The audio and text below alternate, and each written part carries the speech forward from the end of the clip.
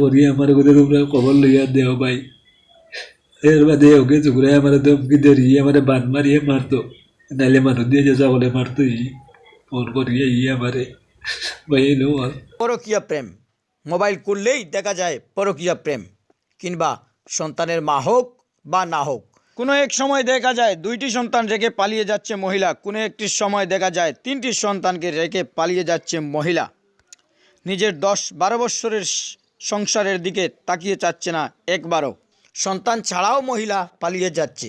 কিন্তু আজকে একটি ভিন্ন রকমের একটি পরকীয়া প্রেম করা মহিলার স্বামী ক্যামেরার সম্মুখে নিজ হাতে একটি ভিডিও বানিয়ে আমাদের হাতে পাঠিয়েছে। ঘটনাটি ঘটেছে শিলচরের সোনাই এলাকায়। অনেকে চাইছে যদি নেট দুনিয়ায় সেটাকে ভাইরাল করে দেই তাহলে কিছু সতর্ক হবে মহিলারা, কিন্তু তা নয়। তা যতই দেখছে ততই শিখছে। এরকমের একটি ঘটনা ধরা পড়েছে। আজকে আমাদের হাতে এসেছে একটি ভিডিও। অনেকেই ভাবে যদি ক্যামেরার মাধ্যমে এবং ভিডিওর মাধ্যমে যদি ভাইরাল করে দেই নেট দুনিয়ায় তাহলে ও সতর্ক হবে এবং যারা এইরকম পদক্ষেপ নিচ্ছে তারাও সতর্ক হবে, কিন্তু তা নয়। এটা সম্পূর্ণ আলাদা হয়ে যাচ্ছে। যত দেখছে ততই শিখছে। কোনো অবস্থায় লাগাম লাগছে না তাদের উপরে।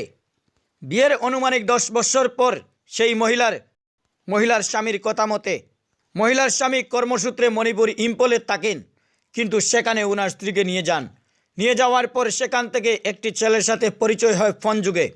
তাই ভিডিও কলের মাধ্যমে দুজনের কথাবার্তা শুরু হয়। তারপর সেখান থেকে প্রেম কাহিনী শুরু হয়ে যায়।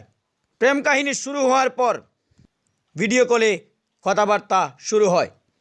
মহিলার স্বামী যেই দিন ধরে ফেলে ভিডিও কলের মাধ্যমে পরপুরুষের সাথে কথা বলছে তার স্ত্রী, এদিন তার স্ত্রীর উপর কিছু অত্যাচার করার পর তার স্ত্রী সিদ্ধান্ত নেয় সেই ছেলের সাথে পালিয়ে যাবে বলে।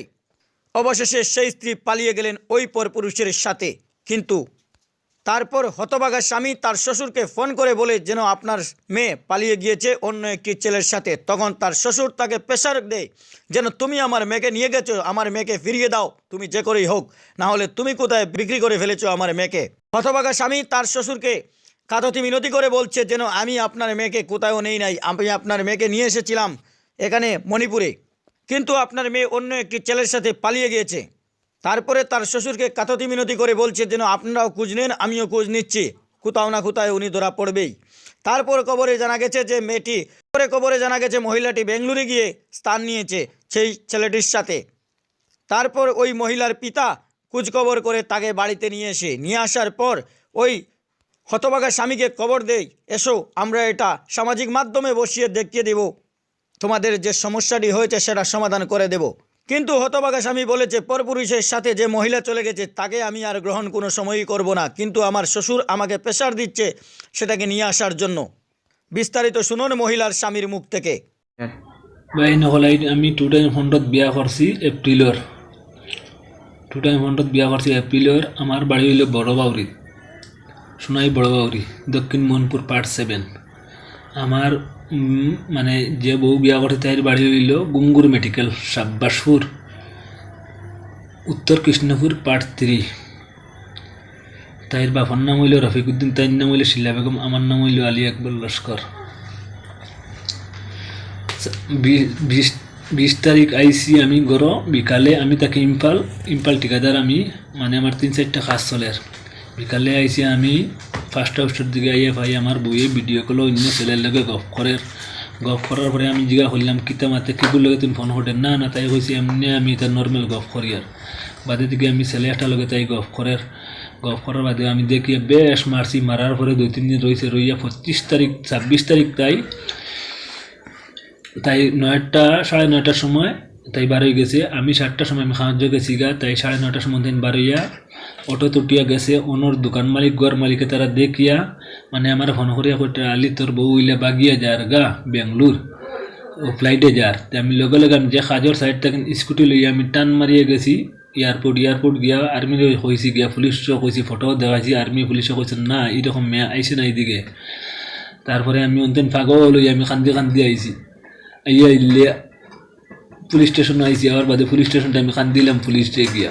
পুলিশে কইছে না 24 ঘন্টা ফুরিলে না কোনো মাত ইতো না, 24 ঘন্টা ফুরার পরে গিয়া তোর মাতর জবাব হইব।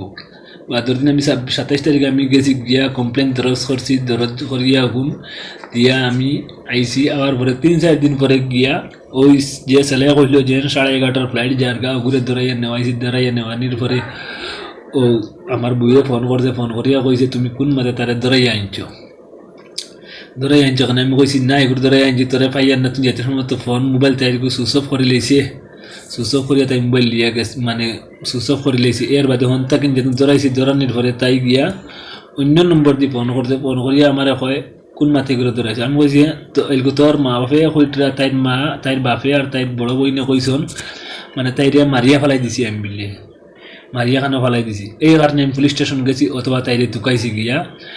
এর বাদে অন্ত কিনা আমি তাই হে আমার কোয়ার বাদে গিয়া আমি লোকেশন লাগে 3-4 দিন পরে আমি লোকেশনের পয়সা দিছি গিয়া, টাকা 3000 দিয়ে আমি লোকেশন দিয়ে বা করাইছি। বা করাইয়া গিয়া তাইর বাপরে দিছি লোকেশন দেওয়ার পরে তাইর বাপে তাই চেঁচাগড়ের বাইরে দিছে লোকেশন নবু দিয়ে বেঙ্গলোর তাইর বাইরে তুকাইয়া বা করছে। বা করার বাদে গাড়ি ভাড়া নাই হিনতে কিনা এইবার আমি 6000 টাকা দিয়া দিছি 14 তারিখ। 14 তারিখ দেওয়ার পরে তাই কখন থেকে 17 তারিখ গাড়ি তুটিছে, আইয়া ইম্পাল শিলচার ফসিছে।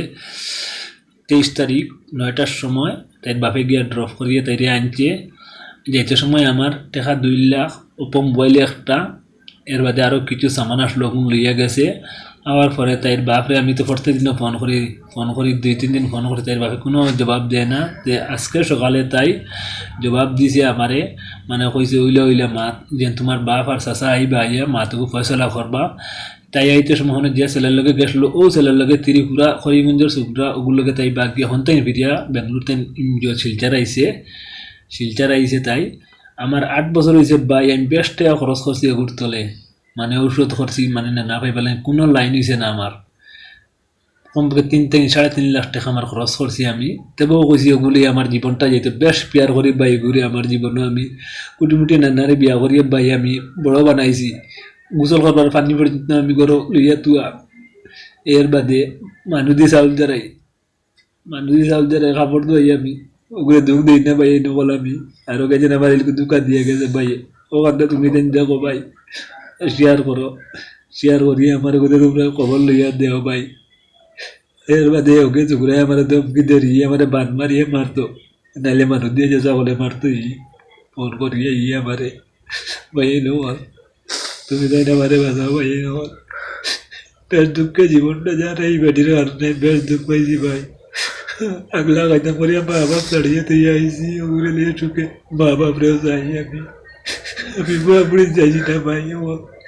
আমি আমার বউ চাইছিলাম বলে আমার জীবনে বেশ দুঃখ পাইয়ার বাইর এটা আমারে বাঁধাও রে বাইর আমার ইজ্জত নাই রে বাইর বলে আমি বাড়ি যেতাম গিলা কোনো সাহারা নাই বাইর একটা আমারে বাঁধাও তুমি না বাইরে বলে একটা বাঁধাবো আমার বুকো দিয়ে বাইরে বল। বেশ দুঃখিত বাইরে বল আমি 26 তারিখ নাই রাইতের মধ্যে ভাত খাইছি না, দিনে ভাত খাই না, খালি রাত করে তোরা খাই ভাই। যার শক্তি নেই বাইরে বল আমার যার তখন মায়া উঠে আমি যেত আমার বউরে মায়া উড়ি ওকে আমার দোকান দিয়ে গেছে বাইরে বল একটা দেখো।